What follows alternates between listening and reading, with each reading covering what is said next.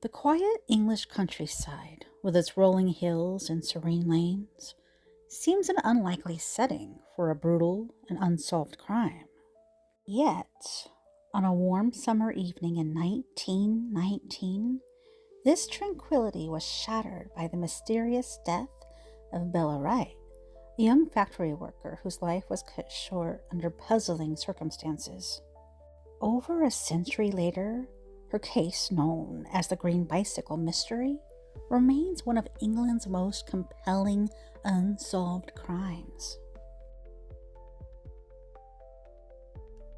Annie Bella Wright was born on the 14th of July, 1897, the eldest of 7 children. She attended school until the age of 12 before starting work as a domestic servant. She later obtained a job at Bates and Company's St. Mary's Mills, a rubber factory in Leicester, about 5 miles from her home. Bella regularly traveled to work on her bicycle. At the time of her death, she was just 21 years old, described as a girl with good looks and of good character, and was engaged to be married to a Royal Navy stoker named Archie Ward. She was known to have had at least one other suitor, and to have told her mother about an officer who had fallen in love with her. This may have been Ronald Light, but he denied this in court.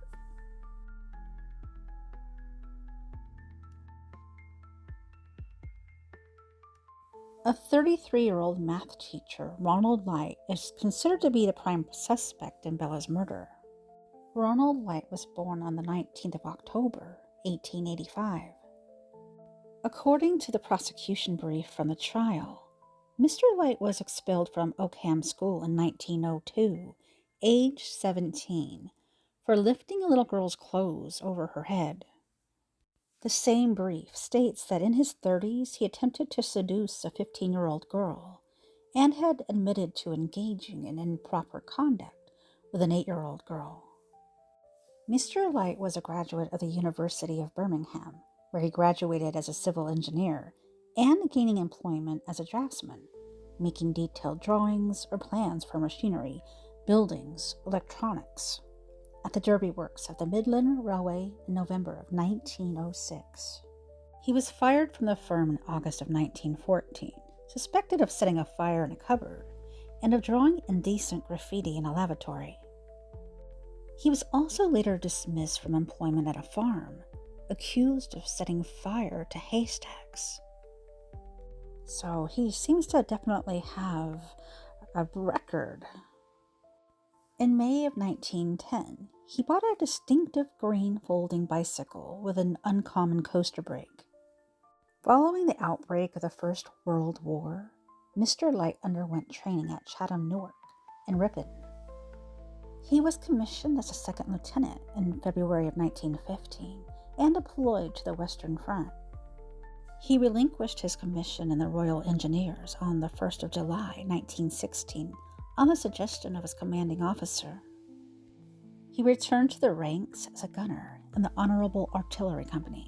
Mr. Ronald Light was court-martialed in 1917 for forging moving orders. After 3 years of active service, he was classified as suffering from severe shell shock and partial deafness, and he was sent back to England to undergo psychiatric treatment. He returned to live with his mother in Highfield Street, Leicester, after recuperating in various military hospitals. Mr. Light was demobilized in January of 1919, and later claimed to have been sent home a broken man.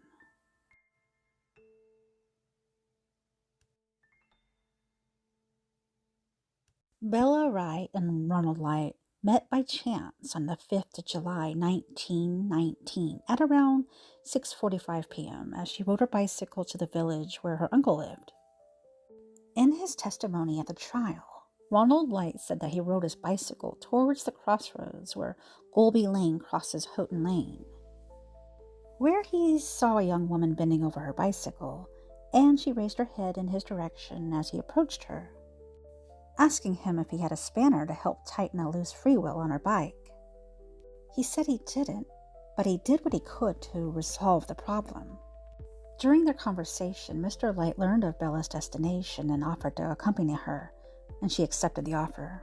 He accompanied Bella to her uncle's home and waited for her outside the property. The two were seen by several independent witnesses on their way to their destination. Bella's uncle told officers that he liked neither the looks nor the mannerisms of Mr. Light, and that his niece had told him that she had only met Mr. Light that evening. When Bella left her uncle's home, Mr. Light was overheard greeting her. "Bella, you have been a long time. I thought you had gone the other way." The two rode away together from her uncle's home at about 8:50 p.m. According to Mr. Light's testimony, Bella had told him that she would have to bid goodbye to him as they approached a junction behind Kings Norton. He then claimed to have gone directly back to Leicester via Stoughton and Evington.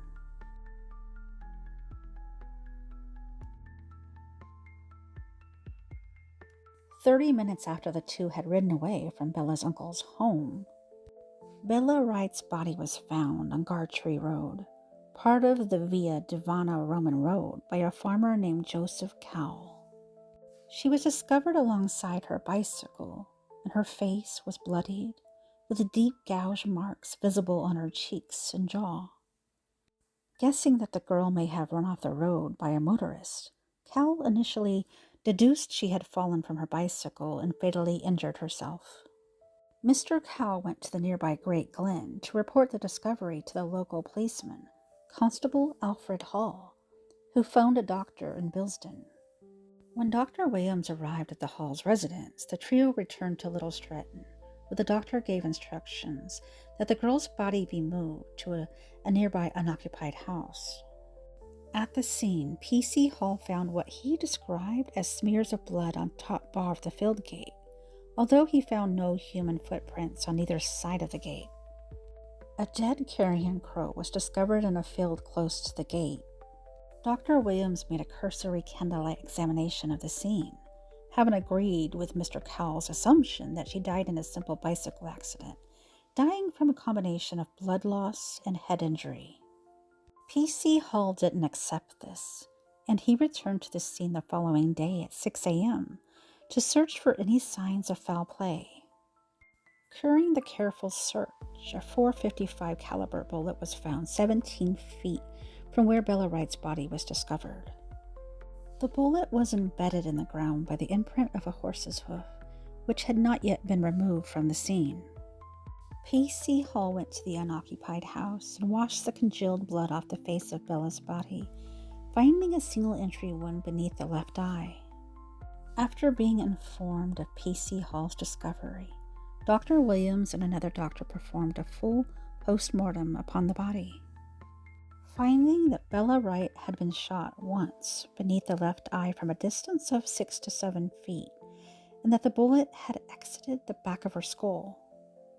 Bella Wright was identified by relatives, and an inquest into her death returned a verdict of murder by person or persons unknown.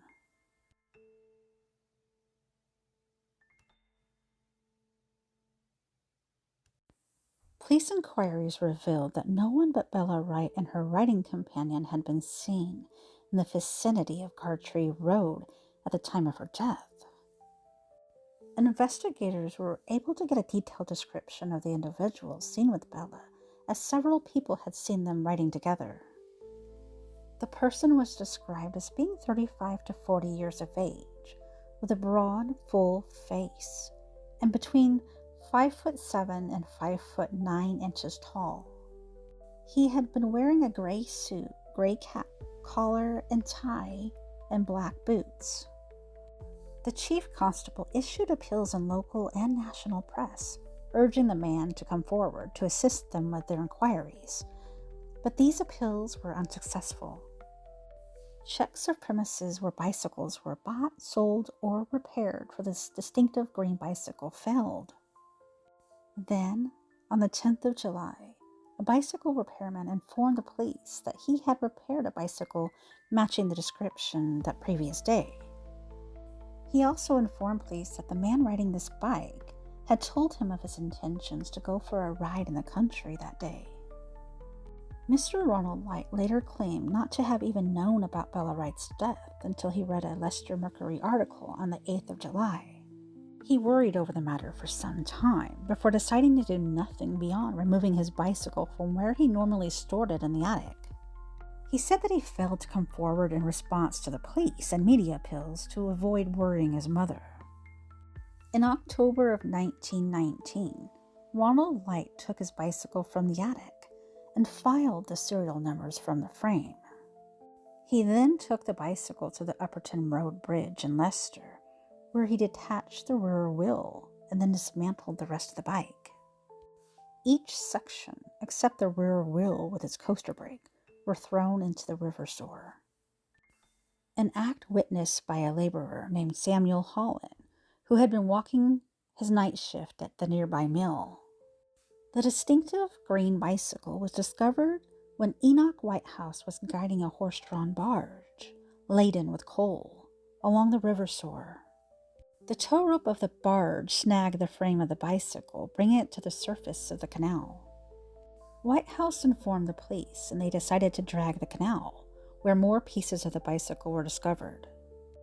Police examined the frame and found that while the serial number had been filed off both the frame and the seat lug, a faint serial number was still visible on the inside of the front fork. Inquiries revealed that the bike had been bought by Mr. Light 9 years previously.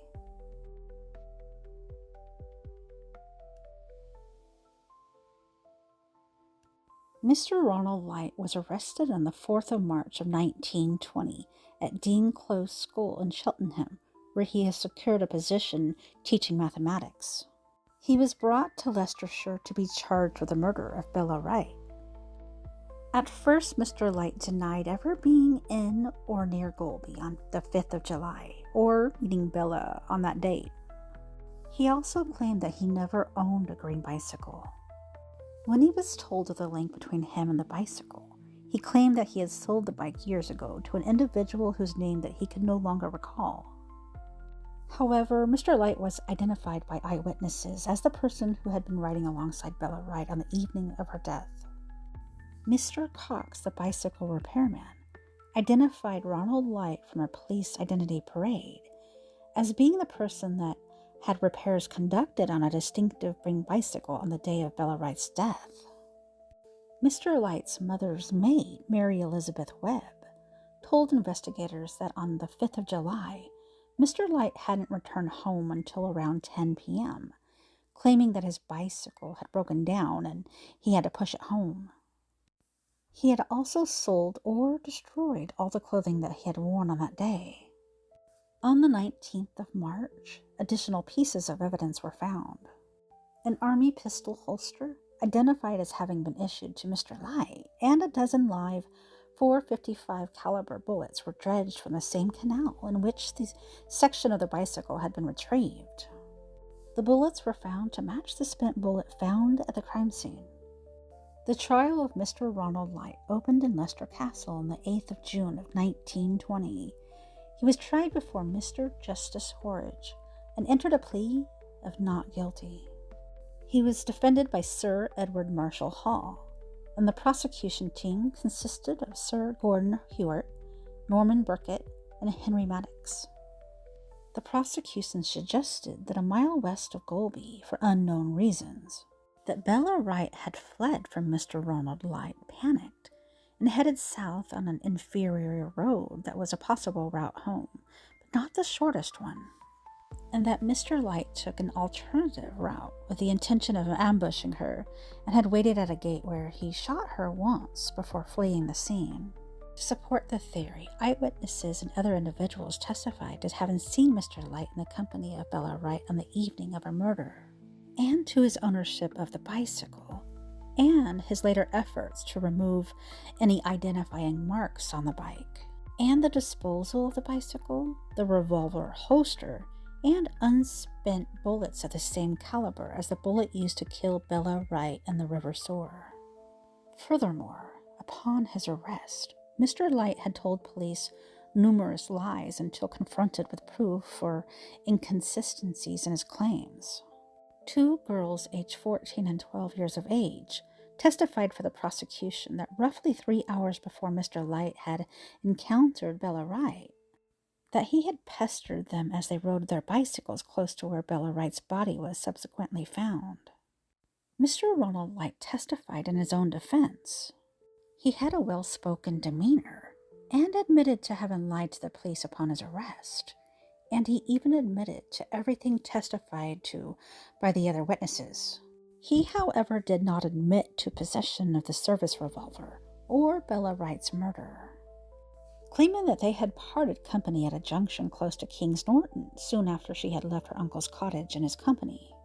During cross-examination, Mr. Light admitted the holster, bullets, and the bicycle were his, but claimed that he disposed of them in a panic after reading the press coverage surrounding Bella Wright's murder, and noting the general public and media consensus that the man seen riding alongside her on a green bicycle had been responsible for her death.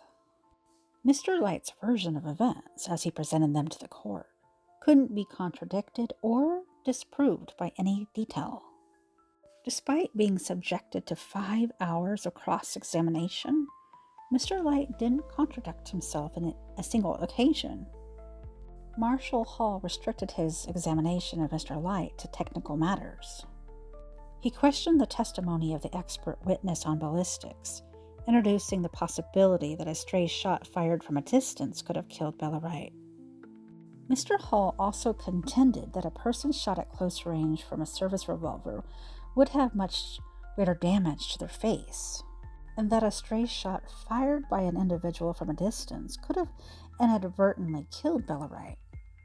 This theory and Mr. Light's demeanor were enough to install reasonable doubt within the minds of the jurors, and after deliberating for 3 hours, they returned a verdict of not guilty.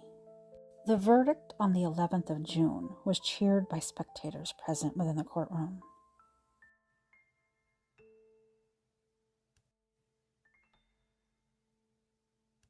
The acquittal left the public divided.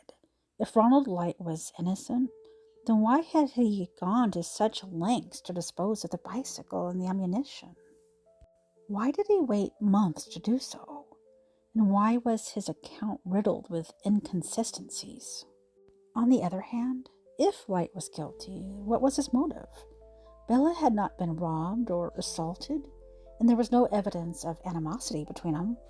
The lack of forensic technology in 1919 compounded the mystery. Fingerprinting and ballistic analysis were in their infancy, and the investigation relied heavily on circumstantial evidence and witness testimony.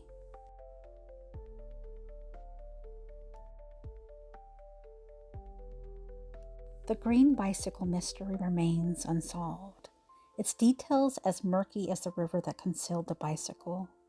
The case has inspired countless books, documentaries, theories, each attempting to unravel this mystery, the truth.